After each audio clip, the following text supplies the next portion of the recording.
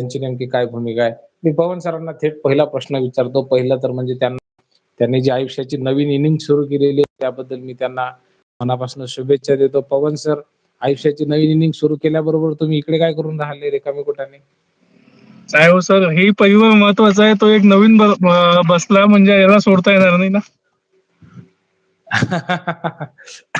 आता आता तुमचे 2 हात पाहू द्या. ते आम्हाला 4 दिसून राहिले 4. हा, ते आहे.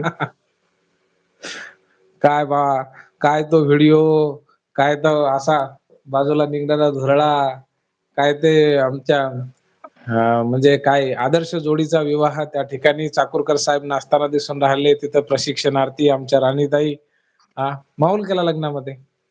तेवढं पाहिजे सर. विषय तो हां. नाही हो. विषय आता आहे की बायको तर आणली तर तिला पोचू कसं? माझ्याकडे रोजगारच नाही आहे ना.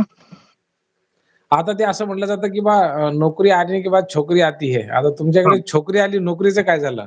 तेच विषय. त्यासाठीच आज पहिलं लाईव्ह.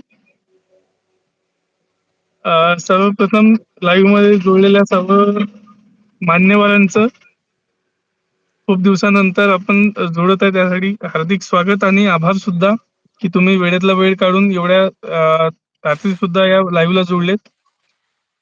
एवढ्या तातडीने लाईव्ह घेण्याचं कारण असं सर, थोडं आपण मुद्द्यालाच हात घालू, कारण वेळ खूप झालाय आणि मी पण प्रवासात आहे. अजून घरी पोहोचलेलो नाही. गेल्या 2-3 महिन्यापासून आपण कोर्टामध्ये जाण्याची तयारी किंवा आंदोलन कशा पद्धतीने होईल, कोणी म्हणे पायी दिंडी काढायची, कोणी म्हणे इथं आंदोलन करू, तिथं आंदोलन करू. पण करण्यासाठी खूप काही गोष्टी आहेत, पण किती लोक तयार आहेत हे अजून सुद्धा आपल्याकडे क्लिअर झालेलं नाही. पण आपण एक भूषण सर आहेत आपले वकील हायकोर्टचे, त्यांच्या माध्यमातून चांगल्या बऱ्यापैकी मीटिंग्स होत आहेत आणि कोर्टाची एकदाची पायरी चढायचीच आहे आपल्याला. हे निर्णय झालेले असताना अजूनपर्यंत त्या गोष्टीवर आपण ठाम मत देऊ शकलो नाही की कधी करायचं. एक तारीख फिक्स व्हायला पाहिजे होती, अजून ते झालेली नाही. मग ते कधी करायची, काय करायची? तर मी सगळ्यात पहिला प्रश्न वकील साहेबांना विचारला होता दुपारी, की किती फीज लागणार, किती लोकांकडून किती किती पैसे जमा करायला लागतील, म्हणजे आम्हाला ते त्या गोष्टी नियोजन करायला थोडं सोपं जाईल. त्याचा अजूनपर्यंत काही रिप्लाय नाही. ते उद्या सकाळपर्यंत येऊन जाईल, काही त्याच्यात म्हणजे अपेक्षित आहे. आणि कोर्टात जायचंय तर किती लोकांना जाता येईल, म्हणजे संघटना म्हणून तर कोर्टात आपण जाऊ शकत नाही, गेलो तर मग आपल्याला आंदोलन करता येईल नाही. मग त्यापैकी 2 पैकी एक आपल्याला मार्ग घ्यायचा असेल तर मग एक मार्ग कोर्टात जाऊ, पण वैयक्तिक जाऊ. व्यक्तिशः त्या वकीलपत्रावर सह्या करून आपण जाऊ शकतो. त्या पद्धतीचं जर नियोजन केलं तर त्याला खर्च लागतो आणि वकील साहेबांनी तो खर्च आपल्याला पब्लिक करावा, म्हणजे आपल्याला त्या गोष्टीला थोडंसं नियोजन करून पुढे जाता येईल. राहिला आंदोलनासंदर्भातला विषय, तर तुमची इच्छा असेल, ज्या लोकांनी कोर्टात जाण्याची तयारी ठेवली तेच लोक आंदोलन करू शकतील. येत्या अधिवेशनात आपण तोही निर्णय घेऊ शकतो. निर्णय होईल नाही होईल ते देवाभाऊ जाणतील. मेहनत करणं आपलं काम. मी तुम्हाला आजच क्लिअर करतो, मी याच्या आधी सांगितलं होतं मीटिंग मध्ये, कुठल्याही पद्धतीचा GR निघणार नाही. होईल तर समायोजन होईल. तुम्ही ज्या डिपार्टमेंट मध्ये आहे तिथंच तुम्हाला नोकरी लागणार नाही. कुठेतरी रिक्त जागा असतील तिथं तुम्हाला समायोजन होईल.